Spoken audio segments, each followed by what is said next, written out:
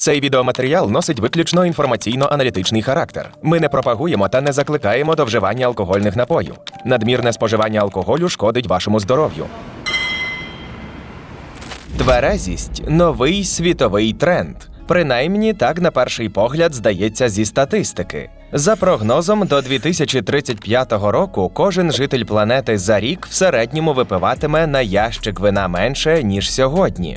Ще зовсім недавно складно було уявити будь-яке свято без алкоголю. Так само він майже завжди був присутній на сімейних посиденьках, зустрічах з друзями, пікніках, корпоративах. Але сьогодні молодь частіше обирає щось безалкогольне або взагалі інший формат дозвілля.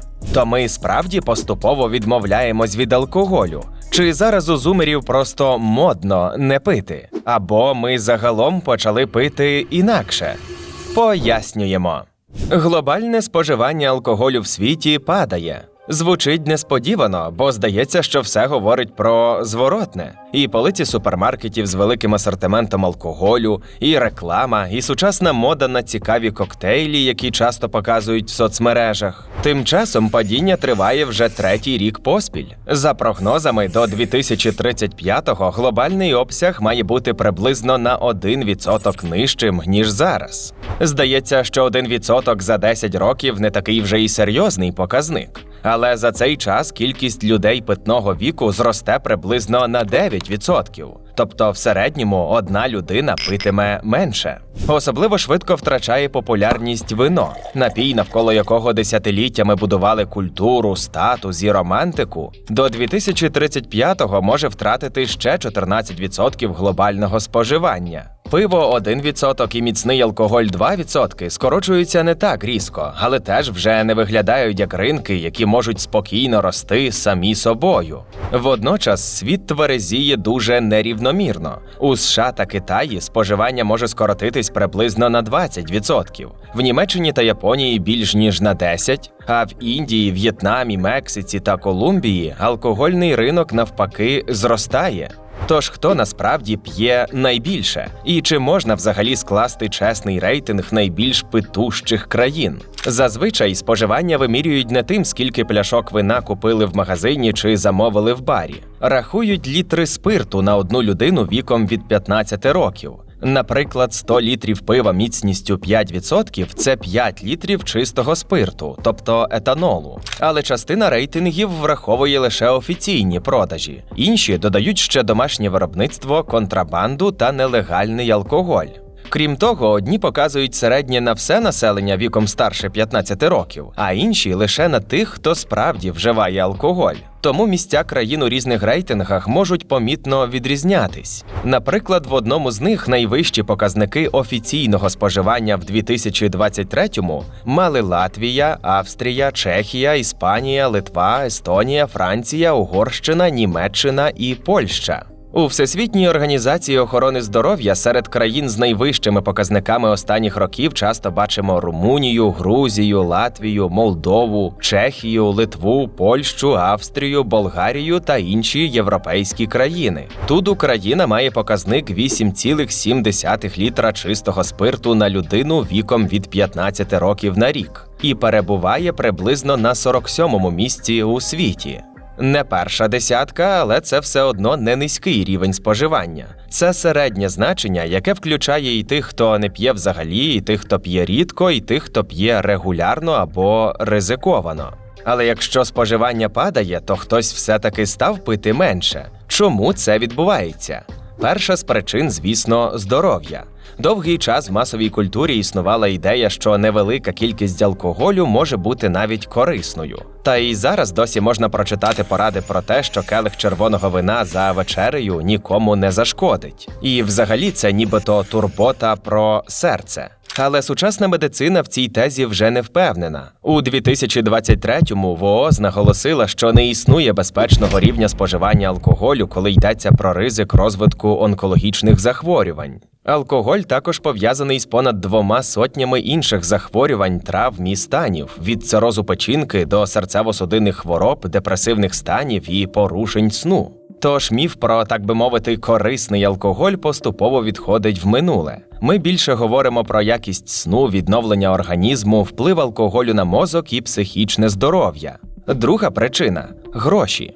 Як і все інше зараз, алкоголь дорожчає. На це впливають інфляція, подорожчання виробництва, логістики, енергоносіїв.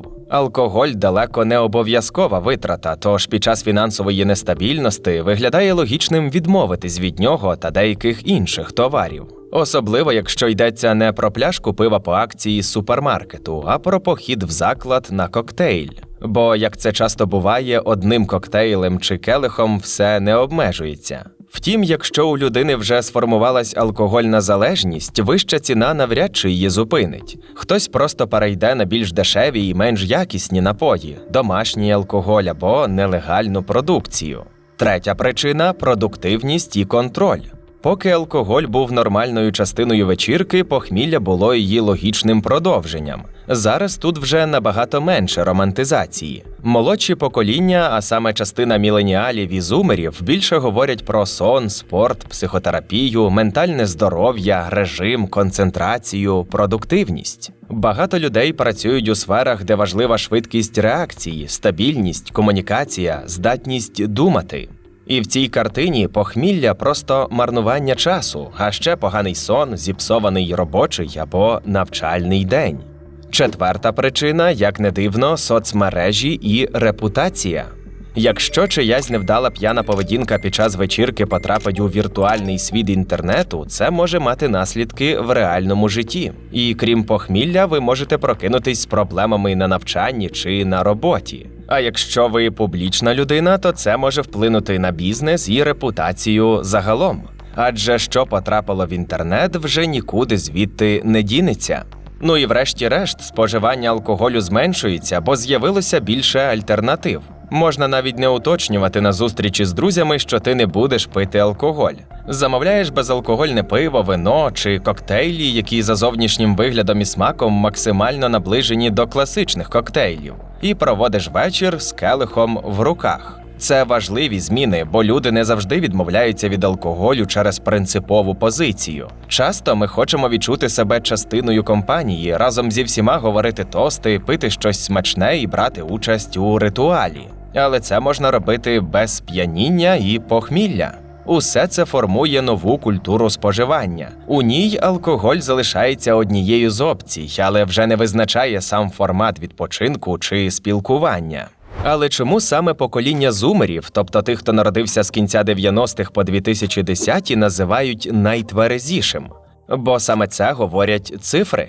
Американська соціологічна компанія Gallup регулярно опитує людей про їхні звички і ставлення до різних тем, зокрема до алкоголю. І за їхніми даними, у США пити стали рідше. Особливо це помітно серед молодих дорослих. Алкоголь вживає приблизно кожен другий. Схожа тенденція є і в Європі. Підлітки рідше пробують алкоголь, ніж покоління до них. Якщо в 90-х це був майже загальний досвід, то зараз вже менш поширений. Звісно, не всі зумери є активними противниками алкоголю. Вони просто інакше до нього ставляться. Для них вже не так привабливо виглядає думка про те, що за допомогою алкоголю можна розслабитись, добре повеселитись, стати своїм в новій компанії чи менше соромитись. А десь так зазвичай і будувався той соціальний ритуал, притаманний старшому поколінню. Зі знайомими кліше про «давай ще по одній» і «ти що, нас не поважаєш?» Залпом кажу, пий, ти ж козак. Тому молодь зараз обирає нові формати відпочинку. Наприклад, тверезі бари, тобто без алкоголю.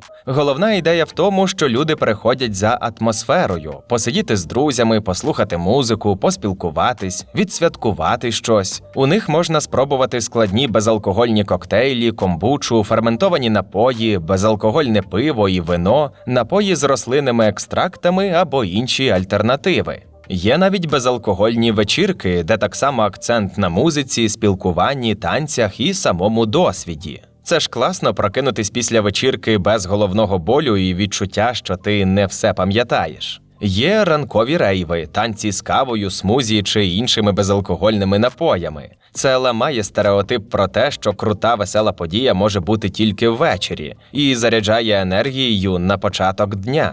А є кавові вечірки. Замість звичних алкогольних напоїв – еспресо, фільтр-кава, матча, чай, какао, авторські кавові напої. Хороший спосіб зібрати людей, створити атмосферу, але без алкоголю. Існує цілий рух людей, які не обов'язково відмовляються від алкоголю назавжди, але свідомо експериментують із тверезістю. Наприклад, не п'ють у певні місяці. У рамках такого челенджу можна простежити, як це вплине на сон, настрій, гроші, тривожність і продуктивність. Є ще так зване смугасте пиття, коли людина чергує алкогольні і безалкогольні напої протягом вечора. Так можна менше випити і краще контролювати свій стан. Але крім цього всього, зумери ще й відрізняються тим, що на їхню долю випало більше онлайну, ніж на всі попередні покоління разом узяті. Зараз для багатьох людей значна частина спілкування відбувається в інтернеті, але старші покоління ще пам'ятають, як соціальне життя відбувалося в барах, клубах, кафе або домашніх застіллях, де алкоголь, знову ж таки, був природним елементом.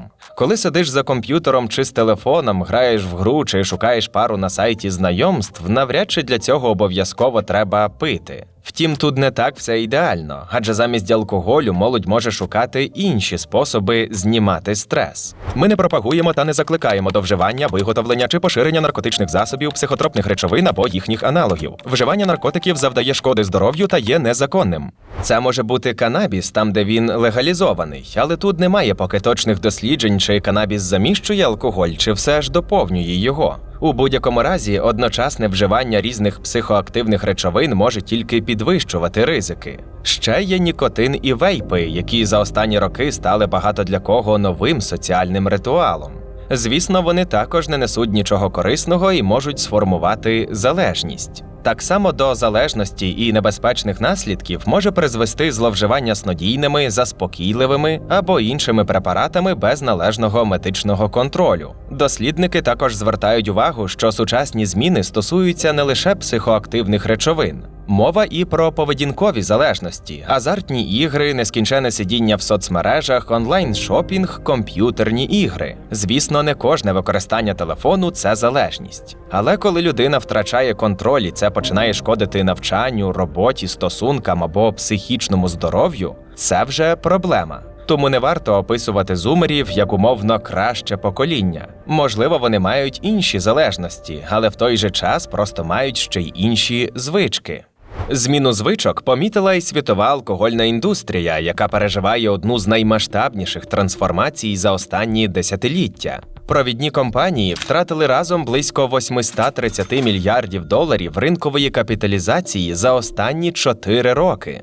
Якщо раніше бізнес міг розраховувати, що кожне нове покоління умовно доросте до алкоголю, то тепер ця схема працює гірше. Наприклад, компанія Pernod Ricard в першому півріччі 2026 фінансового року повідомила про падіння органічних продажів і операційного прибутку. Інша компанія Diageo теж почувається не так комфортно, як раніше. У 2025 фінансовому році її звітні чисті продажі трохи знизилися, а операційний прибуток суттєво просів. Тому доводиться підлаштовуватись під зміни і вкладатись в нові ніші. Якщо алкоголь продавати стає менш вигідно, можна все ще продавати саму атмосферу. У 2025-му безалкогольне пиво зросло за обсягами на 8%, за даними компанії IWSR. Крім того, вже є вибір і безалкогольного ігристого, і джину, і аперитивів. Другий напрям – ready-to-drink напої, тобто готові коктейлі в банках чи пляшках. Там часто менший вміст алкоголю і є багато смаків. Вони зручні знову ж таки для зумерів, які не хочуть купувати цілу пляшку міцного алкоголю або робити коктейль самостійно.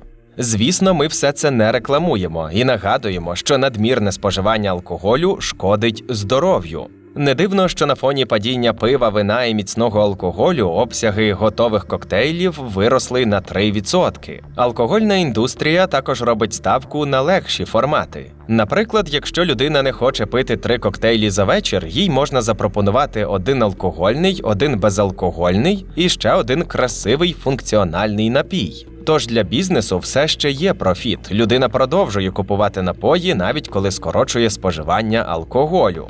Функціональні напої можуть містити електроліти, рослинні екстракти, вітаміни, інші компоненти, які позиціонуються як корисні для організму. Їх представляють як нібито здорове розслаблення. Мовляв, якщо зараз всі помішані на здоровому способі життя, то треба зайти з цього боку. Звісно, тут треба бути обережними, бо напій чи будь-який інший продукт з модною етикеткою і рослинним екстрактом, а тим більше з алкоголем, не стає автоматично корисним.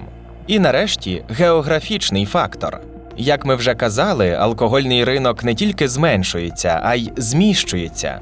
Якщо ринки Західної Європи та Північної Америки поступово насичуються, то головні надії покладають на країни Азії, Африки та Латинської Америки. Тому міжнародні компанії активніше інвестують у локальні бренди, маркетинг і виробництво там, де споживання росте. Що ж, тепер алкогольним компаніям треба боротися не тільки з конкурентами, а й з новими звичками, економією і бажанням людей краще контролювати власний стан. Хто зможе швидше адаптуватися до нових викликів, той більше і заробить.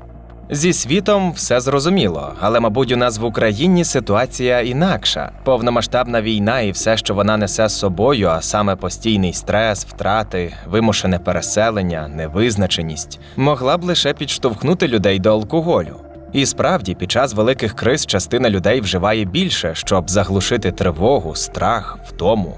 Наприклад, після терактів 11 вересня у США дослідники пов'язували зростання вживання алкоголю в частини людей з психологічною травмою та симптомами посттравматичного стресового розладу. Під час пандемії COVID-19 в багатьох країнах теж зросло ризиковане вживання алкоголю. Люди почали пити більше через ізоляцію і тривогу. Але були і ті, хто навпаки зменшили кількість алкоголю, бо закрилися бари, ресторани і тимчасово скасувались колективні святкування чи зустрічі.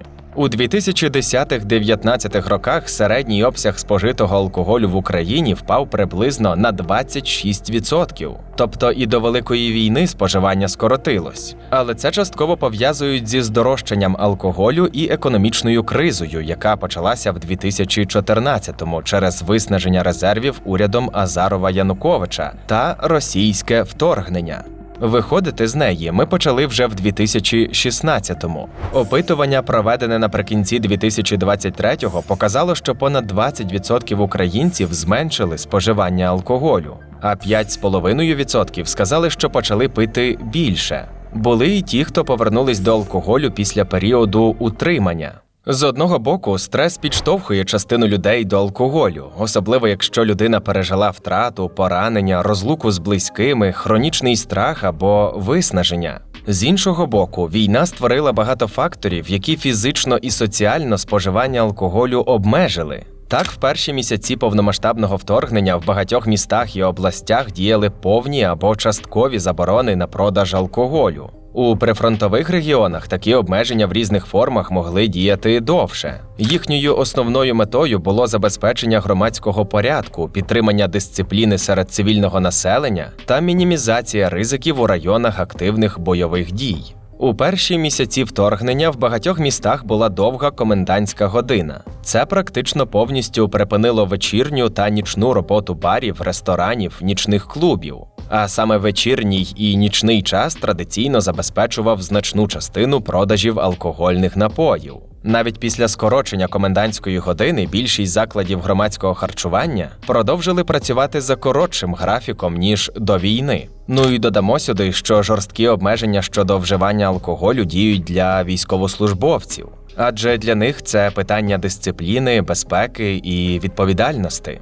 Багато українців стали більше їздити за кермом і добровільно відмовились від алкоголю. Адже відповідальність за водіння в нетверезому стані передбачає великі штрафи, позбавлення права керування. Так само багато людей стали більше волонтерити, возити допомогу, евакуювати людей, доглядати за близькими, постійно бути на зв'язку і в готовності щось робити. Тож, якщо в мирний час алкоголь може виглядати як спосіб розслабитись, то під час війни для багатьох він починає виглядати як ризик. А раптом тривога, обстріл, треба кудись їхати, комусь допомогти, прийняти швидке рішення.